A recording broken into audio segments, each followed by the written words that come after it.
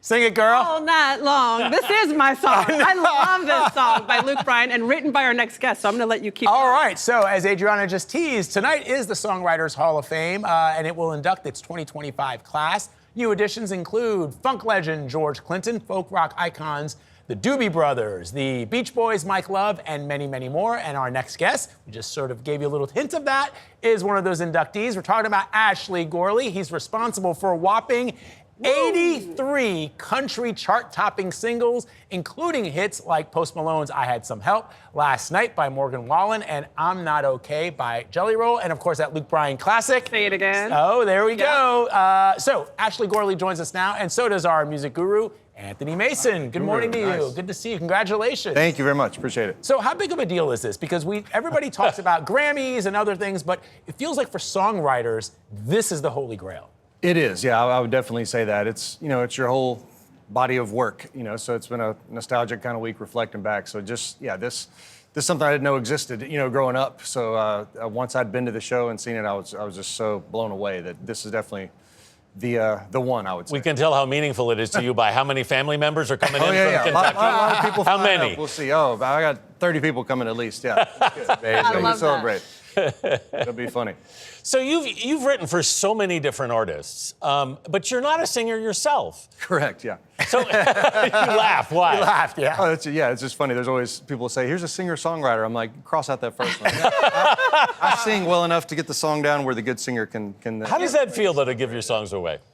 Oh, it feels great. That's what they're for. Nobody hears them if those artists aren't willing to take a shot and sing them. So I'm completely down with that. All writer side. Not as much singing if I can avoid it. I was reading about you on the Songwriters Hall of Fame website, and they call you the most commercially successful songwriter of all time. Hey, wow. Well. Because you have a record 83 or 80 #1 radio singles. Yeah.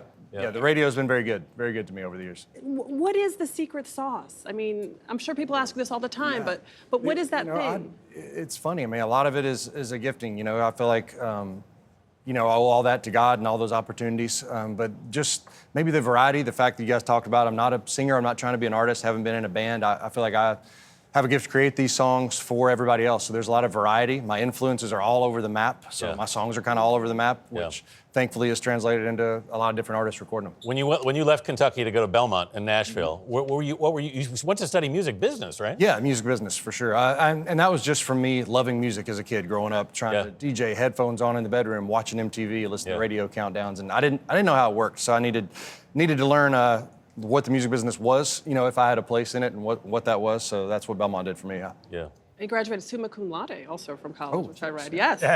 Okay, but can we talk about My Song, Play It Again by Luke Bryan? What was the inspiration? Because it's a song about a song. That's right. It's a song about a girl who loves a song and is hoping that the radio plays it again. And Luke wants the song to be played again. Too, because he wants to be with the girl. And then he takes out his guitar, and then he plays it again. That's right. What was the inspiration? Yeah, that turned out good. It's me and my buddy. It turned out good. Yeah, a little better than good. Yeah, to play it again, like it helps on the radio. But I remember walking in that day, and a lot of days start like this. I'm kind of noodling around on a keyboard, and the only idea I had was a song called "This Is My Song," and we just sat down like, hey, let's write somebody's favorite song today. And as we got it going, and by the end of it, we thought it maybe sounded like Luke, and Dallas got it to Luke, and the rest is history. But yeah, just trying different things and kind of telling those stories back and forth. That was definitely a day where we're like, we're gonna write somebody's favorite song, and it ended up kind of being, like you said, a song about a song, and wanted to play it again. So we spent some time on that, and thankfully Luke crushed it. Crushed it. So did you, 83 Ashley. chart-topping hits, man. That's incredible. Incredible. Enjoy the night. I will. It'll be great. Once it's rolling, I'm sure it'll be awesome. All the family members from Kentucky. There's going to be some hell-raising tonight. Ashley Gorley and Anthony Mason, thank you both so much.